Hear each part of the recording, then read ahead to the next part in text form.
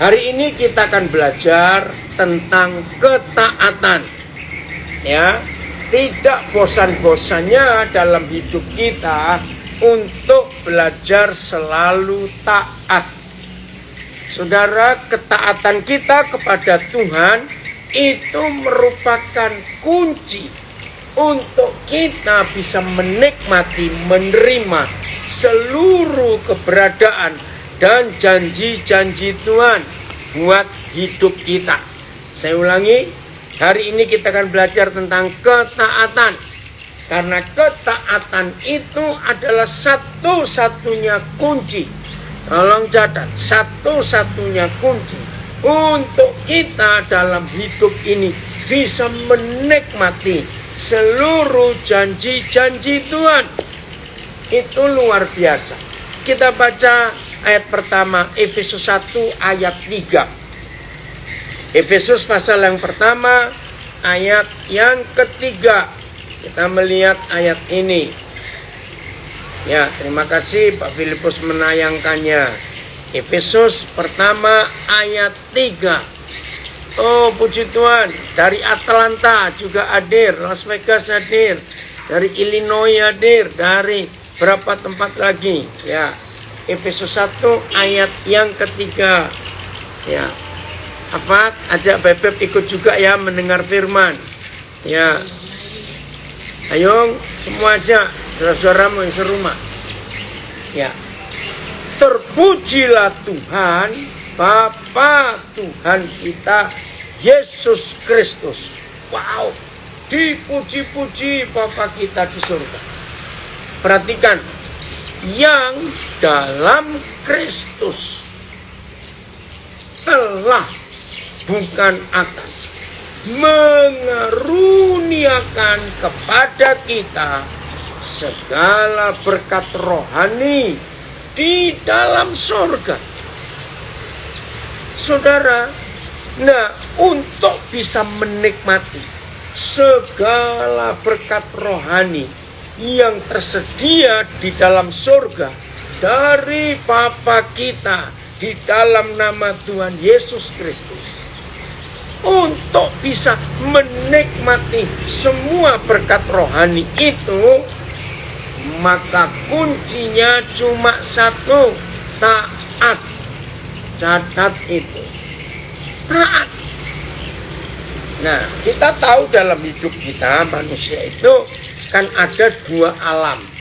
Alam jasmani, alam nyata yang kita hidupi sekarang ini ya di tempat kita masing-masing. Lalu ada alam roh, alam rohani.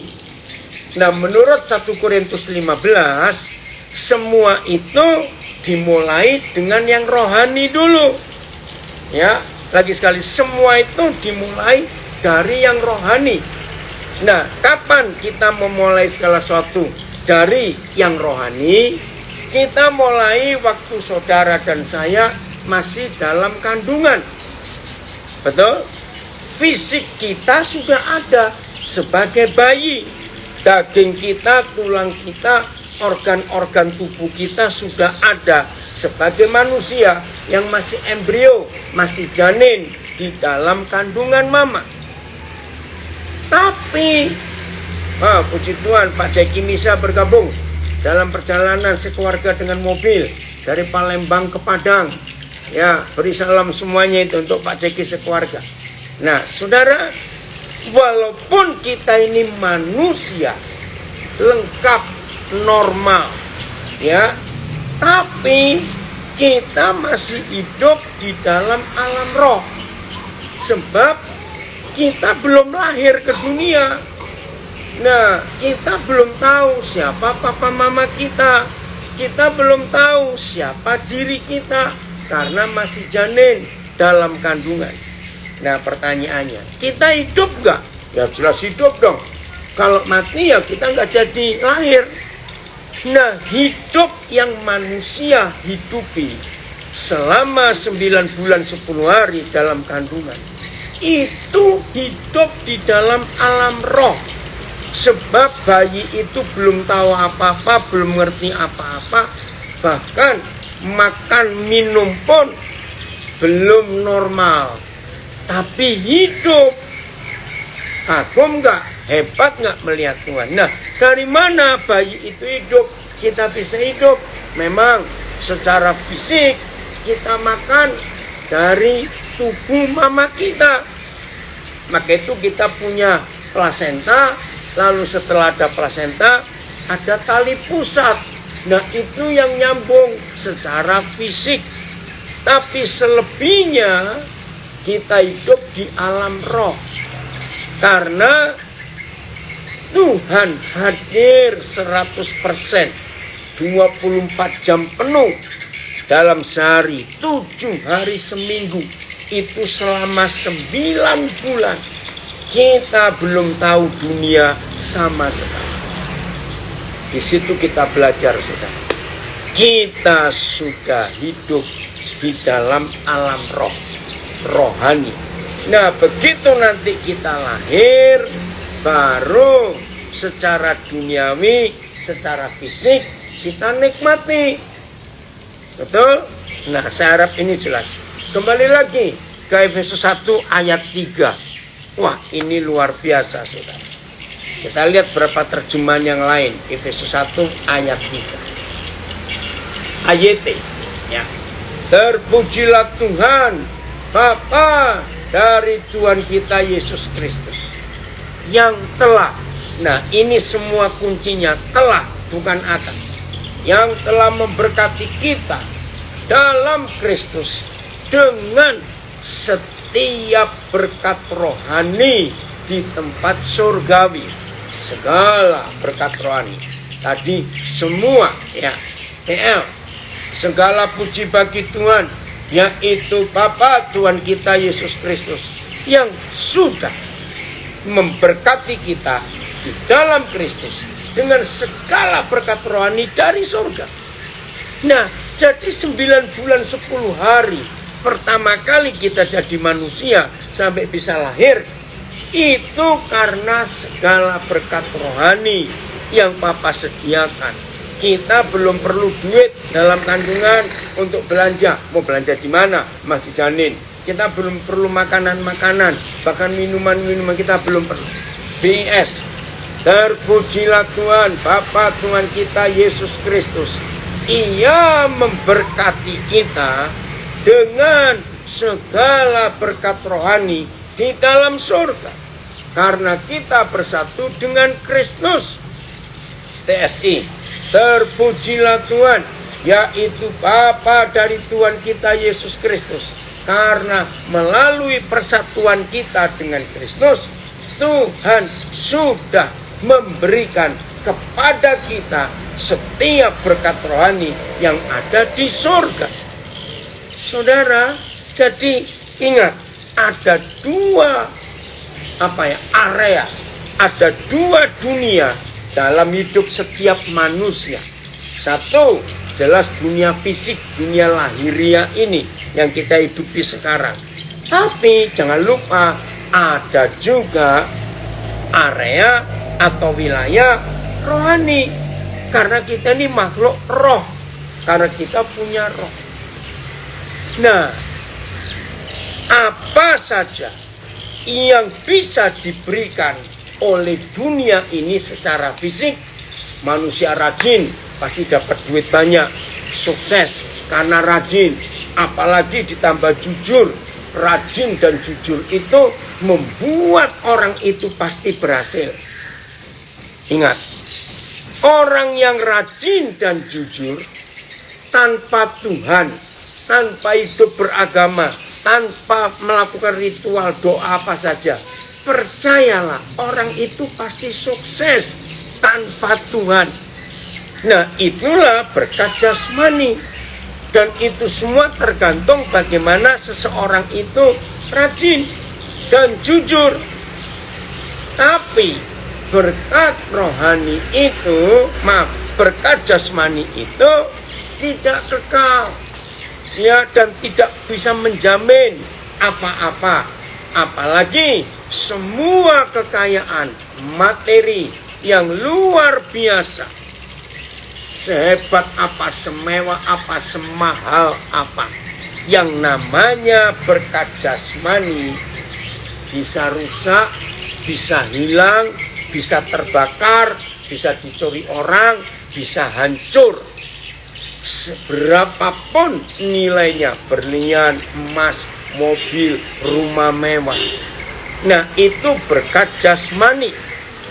Tapi berkat rohani, wah, itu luar biasa. Nah, ini harus ada keseimbangan antara yang jasmani dan yang rohani. Nggak boleh pincang. Oh, hanya mikir jasmani saja. Rohani kita tidak kita perhatikan. Salah besar. Karena umur kita akan berakhir suatu saat, kita nggak tahu kapan. Nah, ketika umur kita berakhir, maka selesai semua perkara-perkara jasmani ini. Tapi kan ada kelanjutan. Nah, itu kita harus pikirkan. Maka itu jauh lebih penting berkat rohani untuk kita miliki yang sudah Papa janjikan. Dia telah bukan akan memberikan segala berkat rohani di dalam surga, di dalam Kristus, sejak saudara dan saya masih dalam kandungan. Jadi awal kita hidup itu bukan secara jasmani saja. Kecil jasmaninya, hanya nyerap dari tubuh mama kita. Itu 9 bulan 10 hari. Tapi setelah kita lahir, jangan kita lupakan berkat rohani yang kita sudah nikmati sejak kita dalam kandungan. Nah, bayangkan kalau dua macam berkat ini bergabung di hidup kita. Ada segala berkat rohani, juga ada berkat jasmani. Wah, hidup itu luar biasa. Maka itu kalau saudara melihat orang kaya, orang sukses dalam pandangan mata jasmani, waduh, rumahnya mewah, mobilnya, perhiasannya, uangnya banyak, bisa beli apa saja. Jangan hanya melihat bagian itu. Lihat sisi rohaninya, ada atau tidak. Ini yang luar biasa. Nah, saya mau berikan kesaksian dari Singapura. Saya nggak kenal, ya, di suatu gereja. Saya diundang gereja Indonesia di Singapura. Lalu ada orang Singapura, ya, bukan orang Indonesia, memberi kesaksian tentang temannya yang dalam kondisi yang sakit parah, ada di rumah sakit. Nah, begini kesaksian. Orang ini orang Kristen, tapi kekayaannya, bisnisnya luar biasa. Nah, yang memberi kesaksian itu selalu ngajak orang kaya ini, ayo ikut ke gereja. Jawabannya, maaf aku sibuk. Satu kali ada persetujuan doa di rumah temannya, ayo hadir, doa yuk. Aduh, maaf aku sibuk. Satu kali lagi ada pelajaran Alkitab, ya, ayo kita belajar, kan kamu juga murid Yesus. Aduh, aku sibuk. Saudara, bertahun-tahun orang ini tidak pernah mau atau tidak pernah bisa ngurus hal-hal rohani di hidupnya karena kata sibuk. Nah, dari kesaksian itu saya belajar, ternyata di dunia ini tidak ada istilah sibuk dan tidak ada kata sibuk. Yang ada adalah prioritas. Kita memberi prioritas untuk apa? Suatu hari dalam keadaan yang sehat, usaha berjalan baik, tiba-tiba dokter memvonis dia ada kanker di tubuh dan sudah stadium lanjut. Syok. Waduh, akhirnya masuk rumah sakit. Nah, yang saudara yang bersaksi itu yang suka ngajak dia datang ke rumah sakit. Kata pertama yang diucapkan oleh pengusaha kaya ini, kapan ada kebaktian lagi, aku mau datang. Kapan ada persoalan doa lagi? Kapan ada belajar Alkitab lagi? Apa kesimpulannya? Ternyata kalau dia mau, dia bisa memprioritaskan. Tapi terlambat, sudah di rumah sakit, divonis kanker stadium lanjut. Saudara ngerti nggak kesaksian ini? Nah, berkat jasmani orang ini punya semua, tapi untuk rohani dia nggak punya. Dan ketika dia menyadari dia perlu berkat rohani, sudah tergeletak di ranjang rumah sakit dengan vonis yang begitu mengerikan, baru dia berkata, aku punya waktu. Maka itu bagus ya lagu yang digubah oleh seorang hamba Tuhan, hidup ini adalah kesempatan. Maka itu jangan lupa, dalam hidup ini ada dua dunia yang kita jalani. Dunia jasmani, dunia fisik, dunia nyata.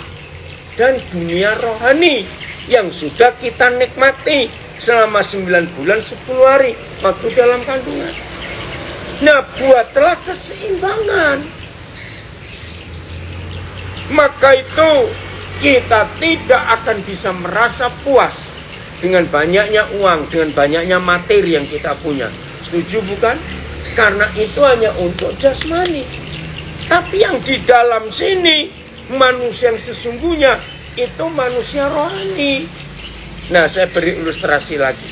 Maka itu mulai hari ini jangan suka berkata sibuk, sibuk. Ternyata kata sibuk itu salah besar. Yang ada ialah prioritas. Kita mau memberi yang terbaik yang mana? Prioritas. Jangan lupa ya. Jadi nggak ada kata sibuk dalam hidup ini.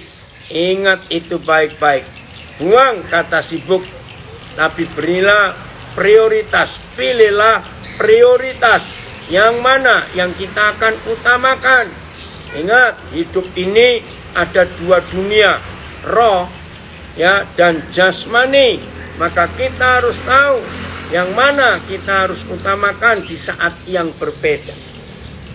Nah, untuk bisa menikmati segala berkat rohani, kuncinya cuma satu, taat. Nggak ada yang lain. Nah, seandainya ada di antara kita yang belajar, ya, ikut belajar sekarang ini, tapi konsentrasi saudara masih pada uang, materi, mumpung masih muda, wah aku akan kerja, nggak apa-apa. Tapi jangan lupa ada sisi lain dari hidup kita, yaitu hidup rohani yang perlu juga diberi makan, perlu juga dinikmati. Nah, berkat yang rohani ini hanya ada di dalam Kristus. Jangan lupa ya, Efesus 1 ayat 3. Nah, untuk dapat menerima segala berkat rohani ini cuma satu kuncinya, taat pada semua perintah dan peraturan yang Tuhan beri kepada kita. Wah, saudara, kalau kita bisa selalu taat, hebat sekali. Tiap hari kita akan merasakan kebaikan Tuhan, kedahsyatan Tuhan dalam hidup ini. Hanya taat. Maaf kepada semua kita. Apa saja yang kita alami tidak baik, tidak enak, gagal, biasanya penyebabnya cuma satu, tidak taat. Maka itu kita kena hukum karena tidak taat. Jadi mulai hari ini kita harus berubah. Ya, ada yang komen dari Martapura. Maaf. Ya, dari Martapura. Komennya, sepertinya sudah sifat sebagian manusia. Ketika sudah sukses mulai melupakan Tuhan. Tapi ketika mengalami ujian hidup, barulah mencari Tuhan kembali. Ya, betul. Itulah manusia. Nah, jangan tunggu begitu. Kita akan mengalami kerugian yang luar biasa. Ya, nah, saudara, berapa kali saya sampaikan ada tulisan bagus, ya, tidak tahu dari siapa itu. Oke, ya masih ya Pak Bilmar, nanti bisa kontak saya via ini ada pertanyaan. dari Lampung. Selamat pagi, saya Bilmar dari Lampung. Izin bertanya Pak, saya masih bingung tentang ajaran yang diberikan gereja yang saya tempati, yaitu tentang adat. Apakah adat itu salah dalam dunia Kristen? Nanti ya Pak Bilmar, saya jawab. Tapi tolong Pak Bilmar kontak saya ya lewat Japri aja, jalur pribadi ya. Pak Firman mudah-mudahan punya nomor HP saya lanjutkan. Nah, jadi saya jawab sepintas ya Pak Bilmar. Adat punya hukum dan punya peraturan. Tuhan juga punya hukum dan punya peraturan. Nah, perbedaannya, semua hukum adat itu pasti membebani hidup dan selalu ada uang untuk bayar. Maaf. Tapi hukum surga itu tidak membebani, justru memerdekakan dan tidak pakai uang. Itu bedanya. Jadi semua hukum manusia selalu ada bayaran dan selalu membebani. Kalau hukum Tuhan tidak begitu. Nah, kita tinggal milih saja. Ya.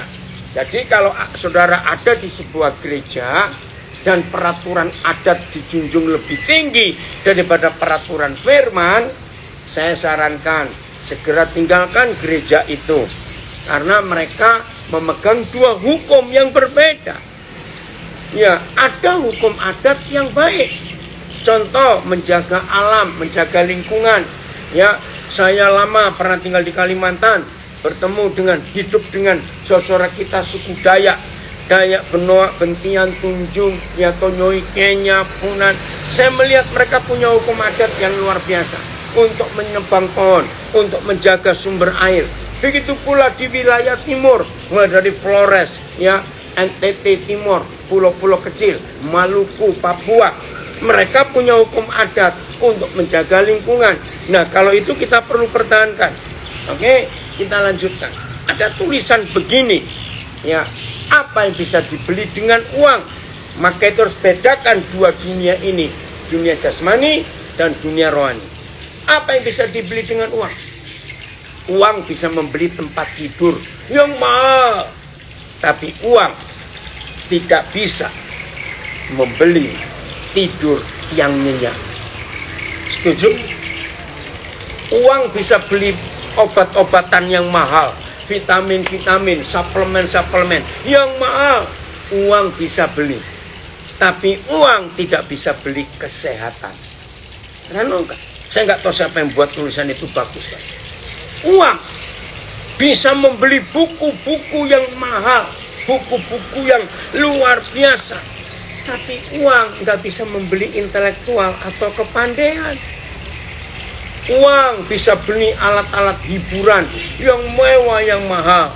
Tapi uang tidak bisa membeli bahagia dan sukacita. Jadi apa saja bisa dibeli dengan uang. Tapi yang lain-lain tidak bisa dibeli dengan uang.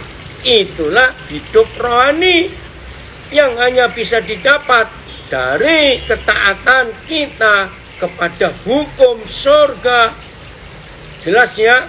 Nah, ayo kita bedakan. Jadi jangan sampai kita hanya mengejar yang rohani saja, lalu kita melupakan yang jasmani. Atau sebaliknya, jangan hanya sibuk yang jasmani saja, lalu kita melupakan yang rohani. Dua-duanya harus berjalan sesuai dengan keperluan kita masing-masing dalam hidup ini. Nah, itu yang Tuhan sediakan buat kita supaya hidup ini imbang, balance. Keren ya?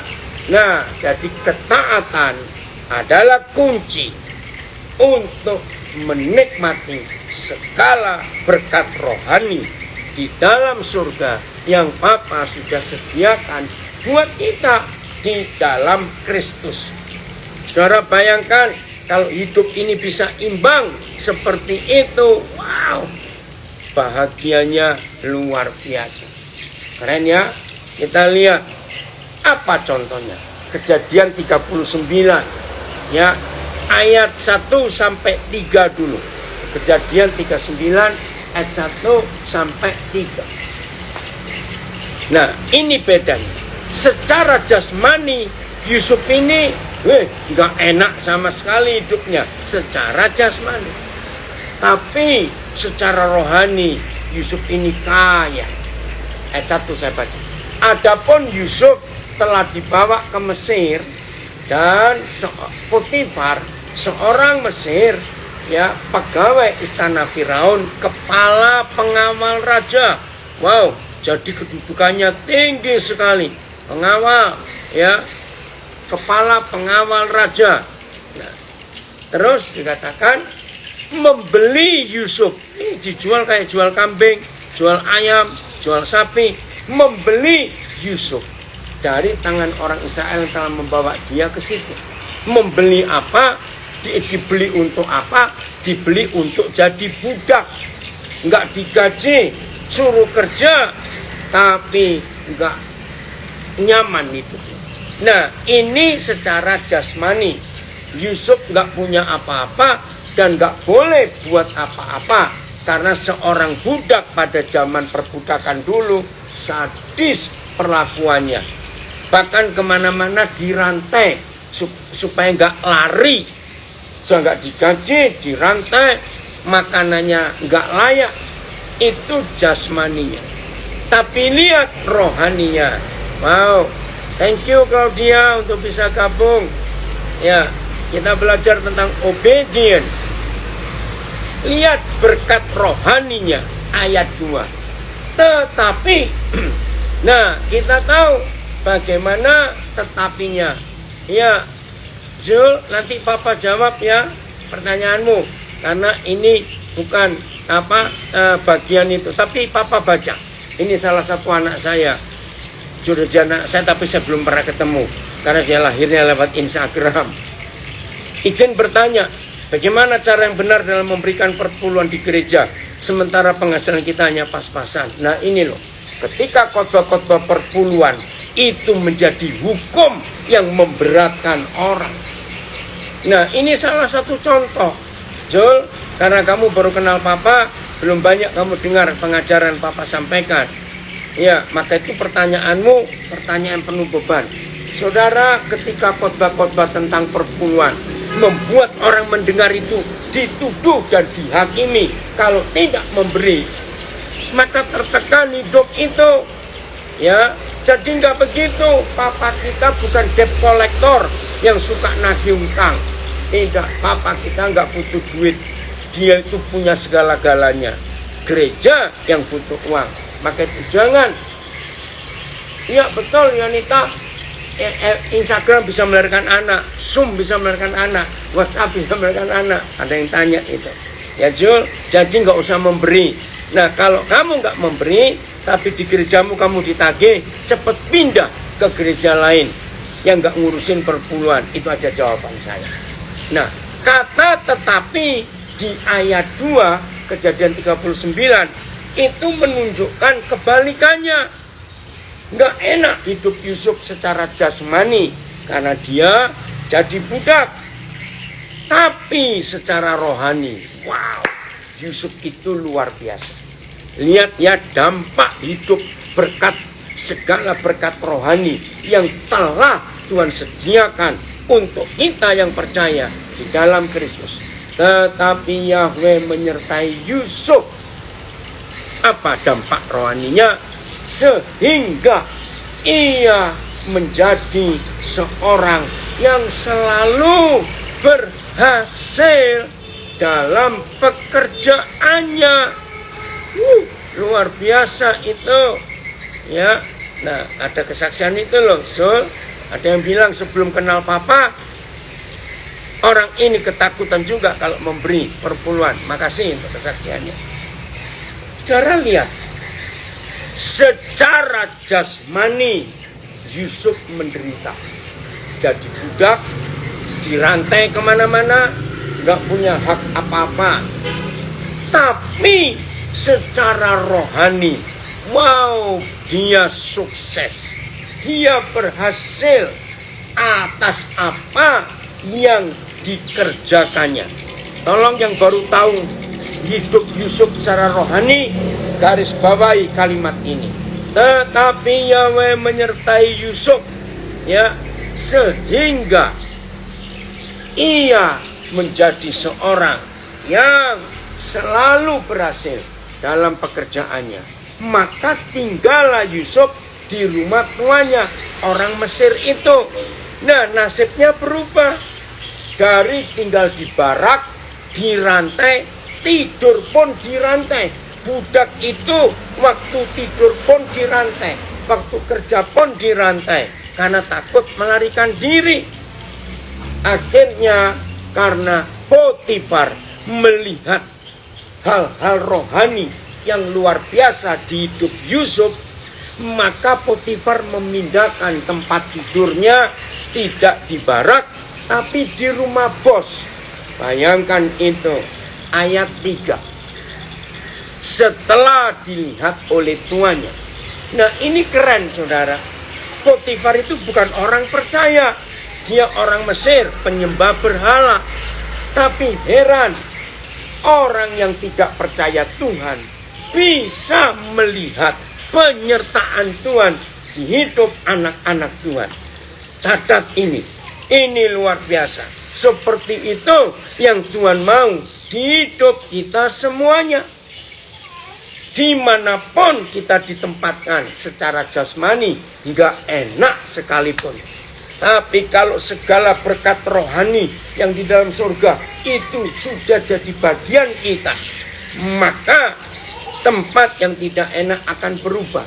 Karena ada orang yang belum percaya Tuhan bisa melihat Tuhan di hidup kita. Ini kan dahsyat sekali. Oke, saya lanjutkan. Setelah dilihat oleh tuannya bahwa Yusuf disertai Tuhan, bahwa Yahweh membuat berhasil segala sesuatu yang dikerjakannya, tuannya melihat. Maka, nah, kata maka ini penting. Maka Yusuf mendapat kasih tuannya dan berubah dari budak berubah. Ya, apa perubahannya? Maka Yusuf mendapat kasih tuannya dan ia boleh melayani bos Potifar. Kepada Yusuf diberikannya kuasa atas rumahnya dan segala miliknya diserahkannya pada kekuasaan Yusuf. Nah, yang belum tahu supaya tahu. Di dalam penjara, lapas-lapas itu, lembaga pemasyarakatan, rutan, rumah tahanan, itu ada satu sistem. Saya sampai hari ini nggak tahu istilahnya dari mana. Dipanggil tapping, T-A-P-I-N-G. Nah, tapping ini seperti Yusuf pengalamannya, ya, dia masih berstatus warga binaan. Tetapi pimpinan lapas atau staf itu melihat orang ini bisa dipercaya. Nah, ini keren kalau sudah jadi tapping itu enak. Bisa keluar, tamping. Maaf, terima kasih Pak Andreas. Tamping. Nah, mereka ini walaupun masih tinggal di sel, maaf ya, tapi kalau hari kerja bebas, bahkan bisa keluar. Bisa keluar. Berapa kali saya ketemu mereka bisa di luar, apa itu, pagar tembok dari LP itu juga. Nah, kriteria untuk orang bisa jadi tamping itu pasti pimpinan lapas melihat orang ini bisa dipercaya. Ada hal-hal yang rohani dilihat oleh staf, oleh petugas, maka itu diberi kepercayaan. Tapi juga ada peraturan setelah menjalani sekian waktunya, sekian persen dari vonisnya itu. Nah, Yusuf mengalami itu. Maka itu bosnya percaya kepada Yusuf sehingga dia mempercayakan semua hal kepada Yusuf. Lihat ayat 5. Wah, lebih hebat lagi. Ini berkat rohani. Sejak Yusuf memberikan kuasa dalam rumahnya. Sejak Potifar memberikan kuasa dalam rumahnya dan atas segala miliknya kepada Yusuf. Lihat berkat rohani ini. Yahweh memberkati rumah orang Mesir itu. Catat, karena Yusuf. Dan apa dampak berkat rohani itu? Enggak cukup di situ saja. Sehingga berkat Yahweh ada atas segala miliknya, baik yang di rumah maupun yang di ladang. Ayat 6 lebih keren lagi posisi Yusuf. Segala miliknya, Filipus tolong naikkan. Segala miliknya diserahkanlah. Segala, catat, segala miliknya diserahkannya. Enggak sekedar diserahkannya pada Yusuf. Baca satu kata ini. Segala miliknya diserahkannya pada kekuasaan Yusuf. Waduh, ini luar biasa. Dan dengan bantuan Yusuf, Potifar tidak usah lagi mengatur apa-apapun selain dari makanannya sendiri. Oke, saya baca lagi dari Martapura, beri komen bagus. Oh, ini tamping kepanjangan dari tahanan pendamping. Oh, itu singkatannya. Memang adalah kepercayaan petugas dan menjadi tangan kanan petugas yang dipercaya untuk membantu kegiatan dalam lapas. Terima kasih ya gadis-gadis cantik dari Martapura. Betul ya, ini warga binaan yang wanita yang nulis ini. Oh ya betul, LPP. Ya, saya baru tahu hari ini tamping itu kepanjangan dari tahanan pendamping yang dapat kepercayaan. Baik, saudara, apakah Yusuf puas dengan posisi yang begitu hebat? Tidak. Apakah Yahweh Tuhan puas Yusuf sudah seperti itu? Jawabannya tidak. Sebab di rumah Potifar itu baru test case istilahnya, baru masa percobaan. Apakah Yusuf bisa dipercaya? Lebih besar lagi, maka itu masalah baru muncul. Apa itu? Ayat 3, ayat 7. Selang beberapa waktu, istri tuannya memandang Yusuf dengan birahi, lalu katanya, marilah tidur dengan aku. Wah, ini keren sekali. Ya, setan mau menjebak Yusuf untuk menjatuhkan Yusuf. Aduh, ini luar biasa. Sebentar, ada nambahin lagi tentang tamping. Ya, di atas tamping, oh Pak Andreas jadi pemuka, diberi kepercayaan penuh seperti Yusuf. Puji Tuhan. Nah, saudara, jangan puas sudah mencapai posisi setinggi itu. Jangan puas. Tuhan menyediakan lebih besar lagi. Lompat ayat yang ke, naik lagi Filipus. Iya, sebentar, pelan-pelan sebentar. Ayat 18. Oh maaf, ayat 17. Ya, perkataan itu juga lain diceritakan perempuan itu kepada Potifar, katanya, hamba orang Ibrani yang kau bawa kemari itu datang kepadaku untuk mempermainkan aku. Tetapi ketika aku berteriak sekeras-kerasnya, ditinggalkannya bajunya padaku. Lalu ia lari keluar. Habis hidup Yusuf karena ketahuan bajunya ketinggalan. Padahal itu fitnah. Istri Potifar yang narik baju itu. Baru saja didengar oleh tuannya perkataan yang diceritakan istrinya kepadanya. Begini begitulah aku diperlakukan oleh hambamu itu. Maka bangkitlah amarahnya. Nah, masalah baru muncul. Yusuf mengalami penderitaan lebih berat. Ayat 20. Lalu Yusuf ditangkap oleh tuannya dan dimasukkan ke dalam penjara, tempat tahanan-tahanan raja dikurung. Demikianlah Yusuf dipenjarakan di sana. Saudara, saya mau beritahukan rahasia ini.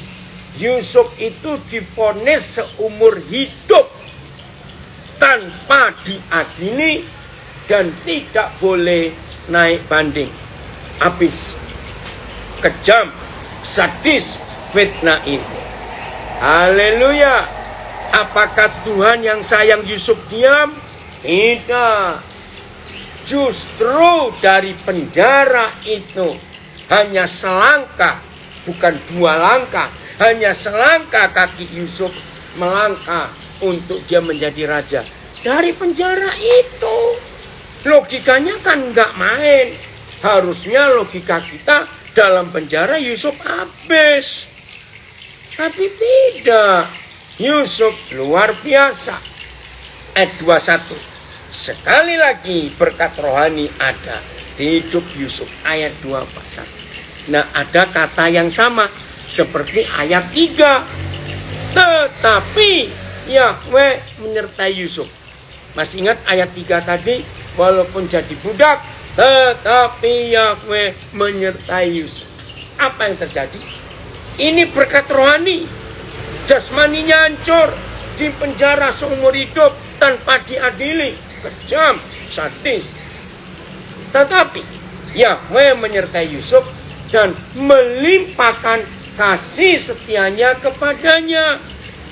Dan ini keren, seperti tadi di rumah Potifar, dan membuat Yusuf kesayangan bagi kepala penjara itu. Papi lupa ya, siapa namanya, warga binaan di LPP Martapura, sampai diberi kepercayaan untuk mengajar ya ibu-ibu Yana. Oh, Yana. Nah, itu contohnya, diberi kepercayaan yang luar biasa oleh petugas. Ya, ada penyertaan Tuhan. Sebab itu sama seperti Potifar. Sebab itu kepala penjara mempercayakan semua tahanan dalam penjara itu. Saya tambahkan kalimat ini, untuk dilayani, untuk digembalakan, untuk diberkati oleh Yusuf. Keren nggak? Dalam penjara jadi gembala. Ya, tapi kalau Yusuf jadi gembala penjara, pasti nggak ada perpuluhan. Biar bertobat dia, nggak suka perpuluhan terus. Dan segala pekerjaan yang harus dilakukan di penjara para tahanan raja-raja itu, waduh, luar biasa. Yusuflah yang mengurusnya, dan kepala penjara tidak mencampuri segala yang naik lagi Filipus, dan kepala penjara tidak mencampuri segala yang dipercayakannya kepada Yusuf. Karena diulangi lagi, Yahweh menyertai Yusuf, dan apa yang dikerjakan Yusuf selalu dibuat Yahweh berhasil. Ayo sampai di sini, saudara, iri nggak pada Yusuf kalau menerima berkat rohani? Maka itu kalau jasmani kita, aduh, keuangan kita macam-macam, tempat kita, fasilitas hidup kita nggak enak, jangan ngomel dulu. Cari segala berkat rohani dengan ketaatan. Nah, di mana ketaatan Yusuf? Ketaatan Yusuf adalah dia mengampuni kakak-kakaknya, dia mengampuni istri Potifar.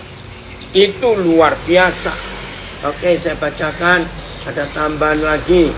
Ya, dari pemuka dapat tambahan remisi 1/3 dari remisi 1 dan dari remisi 1 bulan dapat 10 hari. Nah, ini Pak Andreas itu ngerti hitung-hitungan itu. Makasih Pak Andreas. Lihat, 1 langkah saja dari penjara Yusuf sampai. Ayat terakhir, ayat 41. Lihat ini, ayat 41. Jeff, siap-siap ya. Terima kasih Pak. Ayat 41. Oh, nggak ada. Sebentar. Oh, Kejadian 41 ayat 14. Saya pakai salah. Kejadian 41 ayat 14.